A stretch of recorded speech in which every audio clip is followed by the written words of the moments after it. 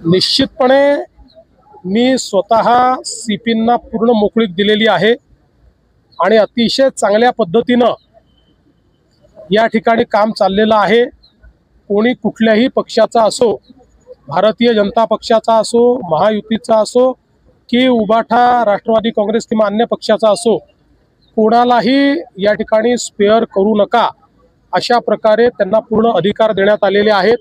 त्यामुळे मला असं वाटतं की ही जी काही गुन्हेगारी आहे आणि विशेषतः गुन्हेगारी करत असताना काही लोक त्याला जो राजाश्रय देण्याचा प्रयत्न करतात, वेगवेगळ्या पक्षात त्या ठिकाणी राजाश्रय देण्याचा प्रयत्न करतात, तर अशा सगळ्या गोष्टींना मोडून काढायचा आम्ही या ठिकाणी निर्णय घेतलेला आहे। आणि सगळ्यात महत्त्वाचं आहे की कोणाचा काही पास्ट असो, पण आता जर कोणी गुन्हेगारीमध्ये जात असेल किंवा गुन्हेगारीत आढळेल तर त्याला आम्ही सोडणार नाही।